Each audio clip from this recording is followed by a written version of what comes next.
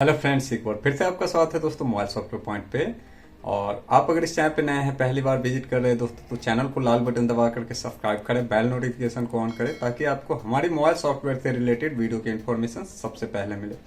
और हाँ दोस्तों, अगर आपको हमारी आज की ये वीडियो पसंद आए तो वीडियो को लाइक कीजिए, शेयर कीजिए अपने दोस्तों के साथ।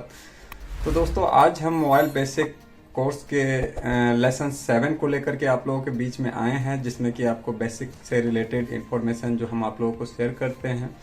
और आप लोगों का इस कोर्स के दौरान अच्छा खासा प्यार भी मिल रहा है। बस एक ही इशू जा रही है दोस्तों कि वीडियोस को बहुत ज़्यादा लोग वीडियो को ना तो लाइक कर रहे हैं ना डिसलाइक कर रहे हैं, जो कि हम लोगों ने आपसे रिक्वेस्ट किया था दोस्तों कि अगर आपको वीडियो पसंद आ रहा है, यूजफुल लग रहा है, तो वीडियो को लाइक कीजिए।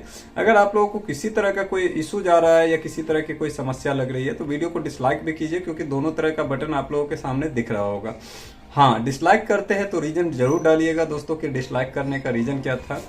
बाकी दोस्तों, अगर आप लोगों ने अभी तक लेसन 1, 2, 3, 4, 5 और 6 को वॉच नहीं किया है तो आपसे रिक्वेस्ट है दोस्तों कि आप लेसन 1 से शुरुआत करें, ताकि आपको एक बेस को स्ट्रॉन्ग करने में काफी हेल्पफुल हो सके। क्योंकि अगर आप लोग दोस्तों अगर लेसन 6, 7 या 5 को डायरेक्ट वॉच करते हो तो आपको समझने में काफी परेशानी होगी, क्योंकि हमने हर एक लेसन को बहुत ही आसान तरीका से एक्सप्लेन किया है, जिसमें कि आप लोगों को एक बेहतर जानकारी देखने को मिल सकेगी और हर वो लोग सॉफ्टवेयर को अच्छी तरह से समझ सकते हैं, चाहे वो मोबाइल लाइन से जुड़े हुए हों या कोई प्रोफेशनल हो या कोई एडवांस लेवल का हो या कोई नॉर्मल व्यक्ति हो जो कि मोबाइल का यूज कर रहा हो, उनको मोबाइल सॉफ्टवेयर के बारे में बिल्कुल भी कोई जानकारी नहीं है।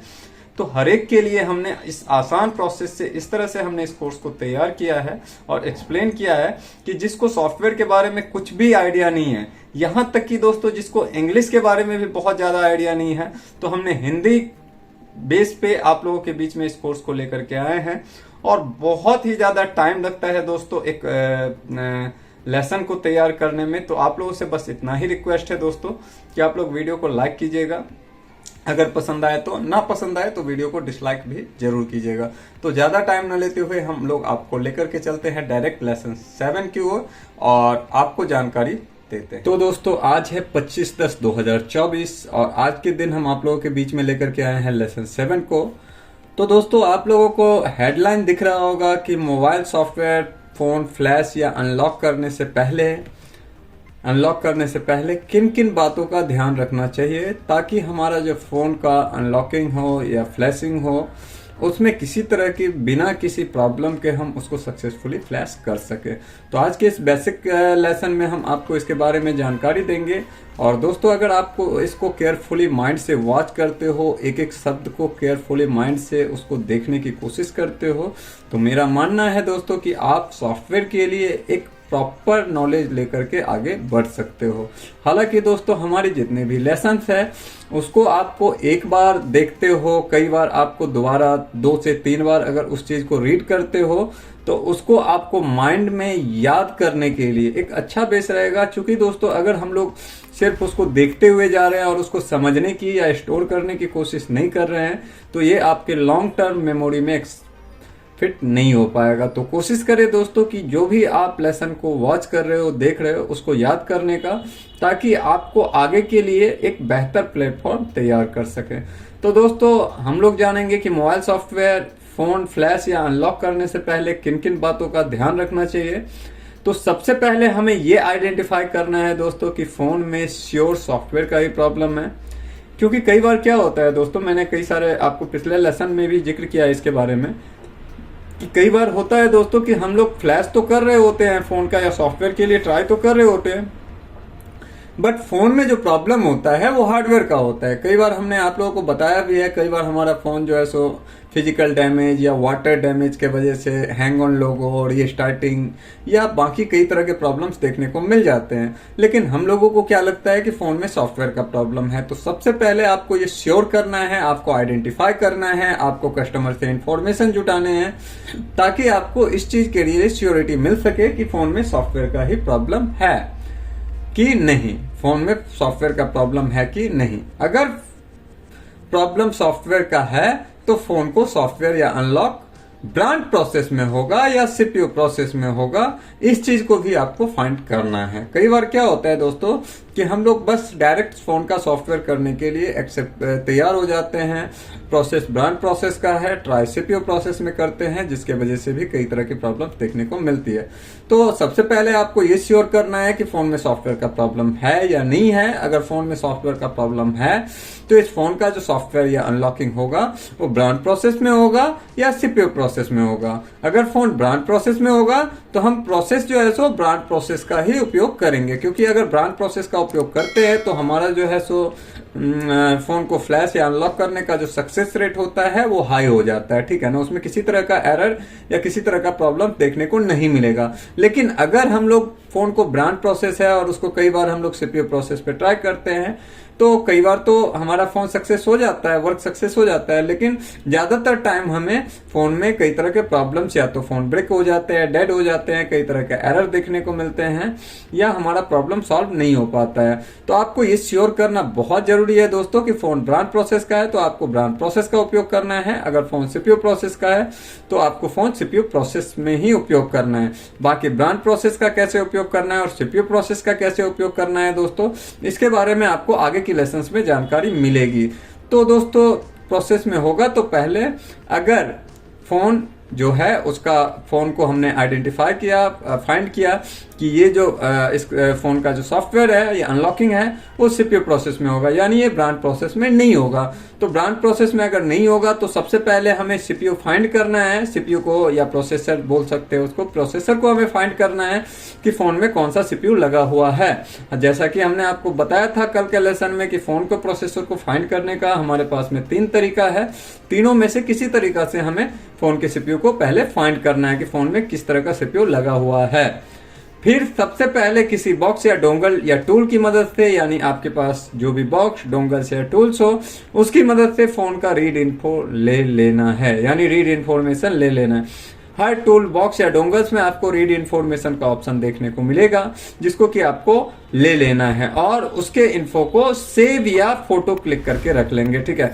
या तो आपका जो इन्फॉर्मेशन दे रहा है उसको कहीं पे नोटपैड में या फोटोज में क्लिक करके आपको उसको सेव करके रख लेना है।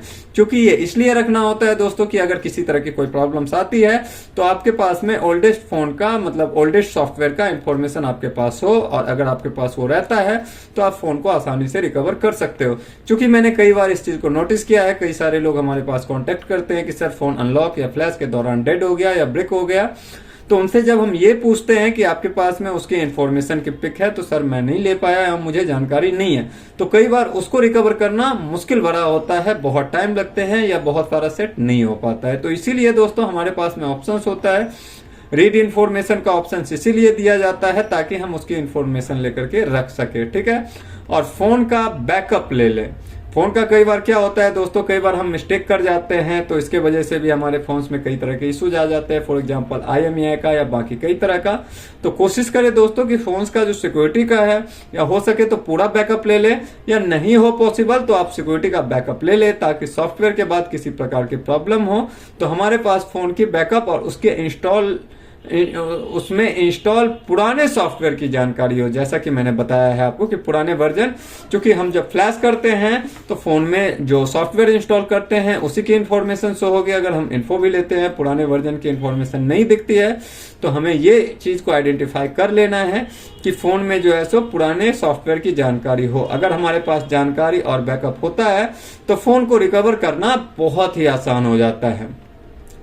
फिर अगर फोन को फ्लैश कर रहे हैं तो हम सेम ब्रांड, अगर इतना करने के बाद यानी हमने बैकअप भी ले लिया, हमने इंफॉर्मेशन भी ले ली और उसका इंफॉर्मेशन को हमने कलेक्ट करके रख लिया, बैकअप को भी रख लिया, फिर अगर फोन को फ्लैश कर रहे हैं तो हम सेम ब्रांड और सेम मॉडल और सेम वर्जन का लेटेस्ट वर्जन का फ्लैश फाइल डाउनलोड करेंगे। या तो हम डाउनलोड करेंगे या हमारे पास में कई बार पीसी में उपलब्ध होता है। तो दोस्तों आप लोगों को इस चीज को नोटिस करना है कि हम जिस फोन को फ्लैश कर रहे हैं उसका सेम ब्रांड, अगर नोकिया है तो नोकिया का होना चाहिए, उसके बाद में सेम मॉडल होना चाहिए। फॉर एग्जांपल नोकिया में देखते हैं नोकिया 5 है तो नोकिया 5 ही होना चाहिए। कई बार दोस्तों मॉडल नेम जो होता है वो एक ही होता है, तो आपको मॉडल नंबर से हमेशा जो है सो सर्च करना है, चेक करना है। तो आप लोगों को सेम मॉडल, सेम ब्रांड और सेम वर्जन। कोशिश करें दोस्तों कि आपके फोन में जो वर्जन इंस्टॉल किया गया है उस वर्जन का ही उपयोग करें, क्योंकि कई बार क्या होता है कि आप अदर वर्जन में आपको प्रॉब्लम्स देखने को मिल जाता है। तो कोशिश रहे आप सेम वर्जन का ही उपयोग करें या लेटेस्ट वर्जन जो सबसे लेटेस्ट है का फ्लैश फाइल डाउनलोड करेंगे। उसके बाद में रीड इन्फो के हिसाब से जो कि सॉफ्टवेयर करने से पहले ले रखा था, यानी जो पहले हमने रीड इन्फॉर्मेशन की जानकारी दी थी ले रखा है, और उसको फ्लैश करेंगे। अगर इस प्रकार यानी जो रीड इन्फॉर्मेशन हमने ले रखा था उस इन्फॉर्मेशन में जो वर्जन था उस वर्जन से अगर हम उसको फ्लैश करते हैं तो इस प्रकार से हम सॉफ्टवेयर अनलॉक कर सकते हैं। यानी अगर जो रीड इन्फॉर्मेशन का वर्जन है उसी वर्जन से अगर हम फ्लैश करते हैं या लेटेस्ट वर्जन से फ्लैश करते हैं तो इस प्रकार हम सॉफ्टवेयर या अनलॉक कर सकते हैं। तो फोन को बिना किसी प्रॉब्लम के सक्सेस फ्लैश हो जाएगा। यानी अगर हम इस तरह से प्रोसेस को ट्राई करते हैं तो हमें किसी तरह का एरर देखने को नहीं मिलेगा, किसी तरह का फोन ब्रेक होने की संभावना नहीं होगी, ना ही कोई डेड होगा, और हम सक्सेसफुली फ्लैश कर सकते हैं या फ्लैश हो जाएगा। और अगर हम सही प्रोसेस से वर्क नहीं करते हैं दोस्तों, जैसा कि हमने बताया है आपको, तो कई बार फोन फ्लैश या अनलॉक के दौरान हमें एरर भी देखने को मिल जाता है, टूल्स हो या बॉक्स हो, या कई बार फ्लैशिंग तो हो जाता है, कंप्लीट हो जाता है, उसके बाद में हमारा फोन डेड हो जाता है, ब्रेक हो जाता है। तो इसीलिए हमने आप लोगों से रिक्वेस्ट किया है कि दोस्तों अगर आप सॉफ्टवेयर का वर्क करना चाहते हो या सॉफ्टवेयर का वर्क कर रहे हो तो बेसिक की जानकारी होना चाहिए। बेसिक की जानकारी होना बहुत जरूरी है ताकि आपको एक सेफ सॉफ्टवेयर वर्क करने में आसान बना सके। तो आशा करते हैं दोस्तों कि आपको हमारी द्वारा दी गई जानकारी पसंद आई होगी, आपको यूजफुल लगी हो। इसके अलावा भी अगर आप लोगों का कोई सवाल हो, सुझाव हो या प्रतिक्रिया हो तो आप हमें कमेंट्स के माध्यम से शेयर कर सकते हैं। हम आपके कमेंट्स का रिप्लाई देने का कोशिश करेंगे या अगले लेसन्स में या लाइव के माध्यम से आपके सवालों का जवाब देने का कोशिश करेंगे। अगर अभी तक आपने इस वीडियो को लाइक नहीं किया है दोस्तों और आपको अगर ये वीडियो पसंद आया है तो वीडियो को लाइक कीजिएगा। अगर अभी तक आपने इस वीडियो को लाइक नहीं किया है या डिसलाइक नहीं किया है और अगर आपको ये वीडियो में किसी तरह की कोई इश्यूज लगी हो जो आपको लगा हो कि ऐसा नहीं हो सकता है तो आप इस वीडियो को डिसलाइक कीजिएगा, लेकिन रीजन कमेंट बॉक्स में जरूर कीजिएगा। तो आज के लिए बस इतना ही दोस्तों, मिलते हैं एक नए वीडियो के साथ, तब तक के लिए दीजिए हमें इजाजत। गुड बाय दोस्तों।